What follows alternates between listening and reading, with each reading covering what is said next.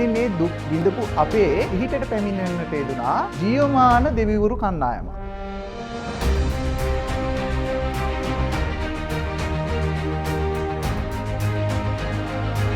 ගමේ ජනතාවගේ වැදගත්ම ප්‍රශ්නයක් තමයි සෞඛ්‍ය සේවාව. මේක ඒ සිද්ධ වෙච්ච දවසේ ඒ සිදු වෙන දවසෙන්ම අපේ සෞඛ්‍ය සේවය සම්පූර්ණයෙන්ම කඩාවැටුණා.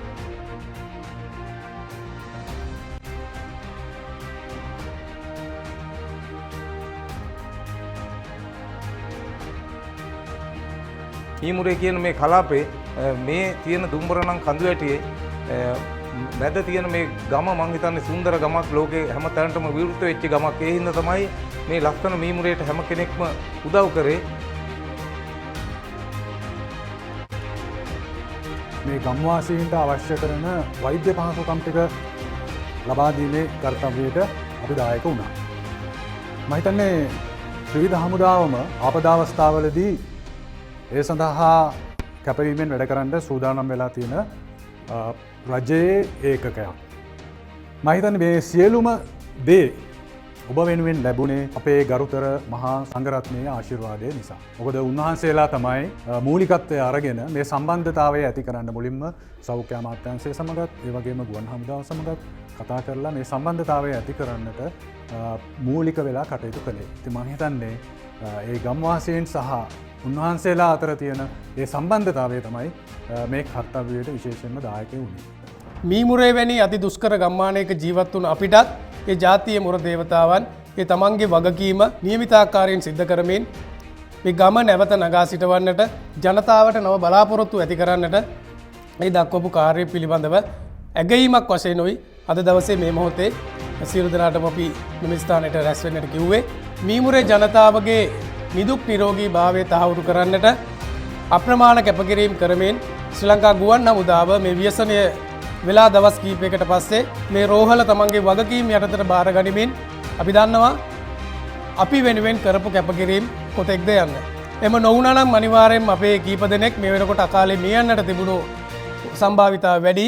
ඒ සියලු වගකීම් කරට අරගෙන මීමුරේ ජනතාවගේ ඒ සෞඛ්‍ය ආරක්ෂිත භාවය එම නැත්තන්ගේ රෝහල් පහසුකම් ටික අකණ්ඩව පවත්වාගෙන යන්නට කැපවෙලා කටයුතු කරපු ගුවන් හමුදාවේ නිලධාරීතුමාලා ඔබ සියලු දෙනාමත්ම ගම්වාසීන් හැටියට ඉතාමත්ම ගෞරවයෙන් යුක්තව මේ අවස්ථාවේදී පිළිගනු ලබනවා.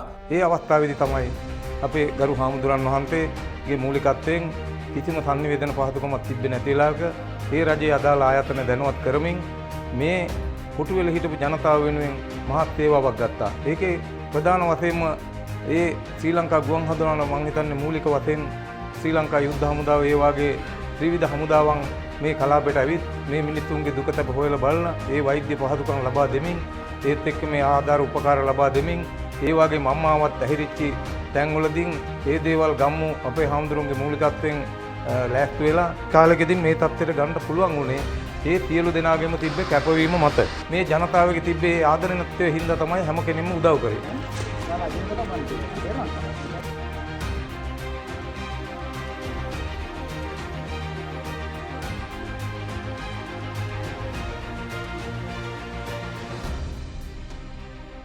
අපි හැමෝම මිනිස්සු විදියට සත්පුරුෂ ගුණාංග ඇති කරගන්නට ඕනේ.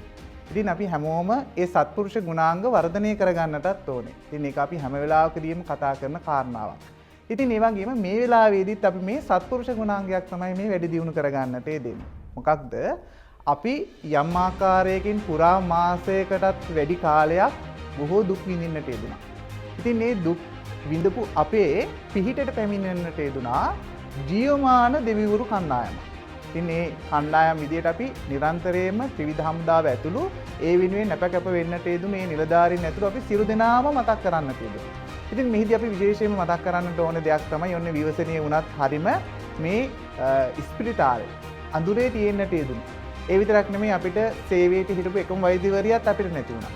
ඉතින් ඒ වගේම මේ වෙලාවේදී මේ ප්‍රදේශයේ එහෙම නැත්නම් කිලෝමීටර් 35ක් යනකම්ම පයින් යන්නවත් නොහැකි මාර්ගයක් උරුම වෙලා තිබුණු අපිට වෛද්‍ය පහසුකම කියන එක හීනයක් බවට පත් වෙලා තිබුණා. දැන් මේ දිට්ඨා සුලික නාටයෙන් අපි කාටවත් හානියක් වුණේ නැහැ. ජීවිත හානියක් වුණේත් නැහැ. හීරීමක්වත් වුණේ නැහැ. හැබැයි අපිට මිය දෙන්නට අවස්ථාව තිබුණා ලෙඩ වෙලා. ඉතින් ඒ ලෙඩවීම නිසා ඒ අපේ ජීවිතයට වෙන්න තිබුණු හානිය නැති කරන්නට තමයි. ඉතින් ඇත්තටම අර මම කිව්වා වගේ මේ මනුස්ස ලෝකයේ ඉන්න දෙවිවරු කණ්ඩායමක් විදියට අපේ ගුවන් හමුදාවේ ඒ වීරෝදාර රණවිරුවන් ප්‍රමුඛ ඉතින් මේ වෛද්‍ය බලකායන් මේ ස්ථානයට පැමිණෙන්නට යෙදුණා. ඉතින් මම ඉතින් ඉස්සලාම් මතක් කරන්නට ඕනේ අපේ යුද හමුදාවේ වෛද්‍යවරයෙක් ඉස්සලාම් පැමිණෙන්නට යෙදුණා. ඊට පස්සේ බාල දක්ෂීන් සමග ස්වේච්ඡා වෛද්‍ය කණ්ඩායමක් පැමිණෙන්නට යෙදුණා. ඉන් අනතුරුව තමයි මේ පුරා මාසයකටත් වැඩි කාලයක් මම හිතන්නේ මාසයයි සති දෙකකට ආසන්න කාලයක්ම ශ්‍රී ලංකා ගුවන් හමුදාවේ ඒ වෛද්‍ය බලකාය විසින් මේ ඉස්පිරිතාලේ බාර අරගෙන නීමුරේ ප්‍රාථමික වෛද්‍ය ඒකකයේ බාර අරගෙන පැය 24ක අඛණ්ඩ සේවාවක් අපේ මේ අහිංසක ගම්මු වෙනුවෙන් සිදු කරන්නට යෙදුණා. ඉතින් මෙහිදී අපි මතක් කරන්නට ඕනේ කාරණා කීපයක් තියෙනවා. ඒ තමයි අපේ සාමාන්‍ය වෛද්‍යවරයෙක් නම් බෙහෙත් දුන්නේ උදේ කාලේ විතරයි. නමුත් මේගොල්ලෝ වෙලාවක් කලාවක් නැතුව ඒ තමන්ගේ රටට එහෙම නැත්නම් මේ තමන්ගේ වැසියන් කියන හැඟීමෙන් කටයුතු කරන්නට යෙදුණා. ඒ විතරක් නෙවෙයි පහුගිය ටිකේ අපි දැක්කපු කාරණාවක් තියෙනවා මේ ඉස්පිරිතාලේ එහෙම නැත්නම් මේ ප්‍රාථමික වෛද්‍ය ඒකකයේ සිදු නොකරන්නට යෙදෙන සත්කම් පවා කරන්නට යෙදුණා. ඉතින් ඔළුවක් පැලිලා ආපු ඒ රෝගියෙක්ගේ ඒ සත්කමක් කරන්නට යෙදුණා. ඇඟිල්ලක් කැපිලා ආපු කෙනෙක්ගේ ඇඟිල්ල මහන්නට යෙදුණා. ඉතින් අපේ යසස් වෛද්‍යවරයා අපිට කියන්නට යෙදුණා ඒවා කරන්නට උපකරණත් නැහැ කිව්වා මෙහි. ඉතින් ඒ උපකරණ නැති අඩුපාඩුවත් පිරිමහ ගනිමින් රෝගියාගේ ආරක්ෂිතභාවය 100%ක්ම බලමින් ඉතින් මේ බොහොම උනන්දුවෙන් මේ වැඩ කටයුතු සිදු කරන්නට යෙදුණා. ඉතින් ඒ වගේම විශේෂයෙන්ම අපි මේ වෙලාවේදී මතක් කරන්නට යෙදුණා අපේ ගුවන් හමුදාපතිතුමාව. ඉතින් එතුමා බොහොම විශේෂ සැලකිල්ලක් මේ වෛද්‍ය ඒකකයට යොමු කරන්නට යෙදුණා. ඉතින් ඇත්තටම අපි එතුමාව මේ වෙලාවේදී මතක් කරනවා යා මාෂල් බන්දු එදිරිසිංහ මහත්මයාව මේ වෙලාවේදී විශේෂයෙන්ම අපි පුණ්‍යානුමෝදනාත්මකව මතක් කරනවා. ඒ විතරක් නෙමෙයි විශේෂයෙන්ම අපි මතක් කරන්නට ඕනේ එයා වොයිස් මාෂල් ලලිත් ජයවීර මහත්මයා. ඉතින් එතුමා නිරන්තරයෙන්ම අපිත් එක්ක දුරකථනයෙන් සහ සම්බන්ධ වෙලා ඉතින් මේ දේවල් කොහොමද සිදු වෙන්නේ කියන කාරණාව විමසන්නට යෙදුණා. මම හිතන්නේ විවසනීය වුණු මුල් කාලයේ පටන්ම එතුමා හැම දෙයක්ම දැනුවත් වුණා. ඉතින් ඒ වගේම එතුමාගේ ආදරණීය බිරිඳත් අපි මේ වෙලාවේ සිහිපත් කරනවා.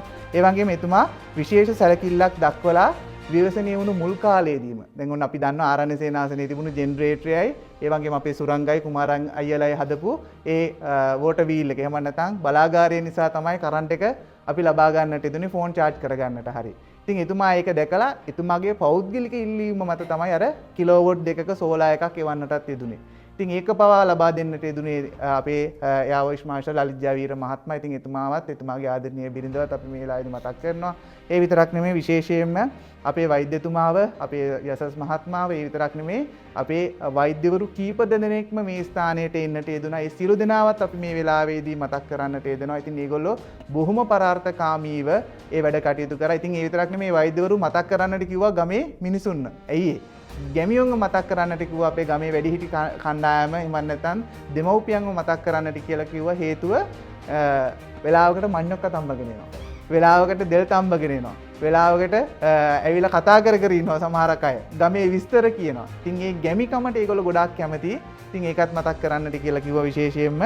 ඉතින් ඒ වගේම අපේ අද දවසේදී මේ වැඩ කටයුතු සුපුරුදු ලෙස සෞඛ්‍ය අමාත්‍යාංශයට බාර දෙන්නට ඉතින් පැමිණෙන්නට යෙදුණා අපේ එයා කමඩර් හර්ෂ කාර්යපෙරම මහත්මයා. ඉතින් අපි එතුමාවත් විශේෂයෙන්ම මේ වෙලාවේදී මතක් කරන්නට යෙදෙනවා. ඉතින් එතුමාගේ මේ නායකත්වයේ යටතේ අද මේ සියල්ලක්ම සුපුරුදු ලෙස අපේ හිටපු වෛද්‍යතුමියට බාර දෙන්නට යෙදෙනවා. ඉතින් මේ සියල්ලක්ම අපි මේ මොහොතේදී පුණ්‍යානුමෝදනාත්මකව මතක් කරනවා. ඇත්තටම පසුගිය මාසයේ වගේ කියන්නේ මේ ව්‍යසනය සම්බන්ධයෙන් මම නැවත තමුන්නාසලට මතක් කරන්නේ නැහැ. මොකද ඒක අපි හැමෝදෙනාම එක දවසේ පින්ද අත්දැකීමක් මේ වෙනකම් මේකේ කොටස්කාරී වෙලා ඉන්නවා අපි. ඒ නිසා නැවත ඒක මම තමුන්නාසලට මතක් කරන්න යන්නේ නැහැ. ඇත්තටම මෙතෙන්දී අපි හැම දෙයකටම මුහුණ දුන්නා. මෙහිදී අපේ ගමේ ජනතාවගේ වැදගත්ම ප්‍රශ්නයක් තමයි සෞඛ්‍ය සේවාව. මේක ඒ සිද්ධ වෙච්ච දවසේ ඒ සිදු වුණු දවසෙන්ම අපේ සෞඛ්‍ය සේවය සම්පූර්ණයෙන්ම කඩා වැටුණා.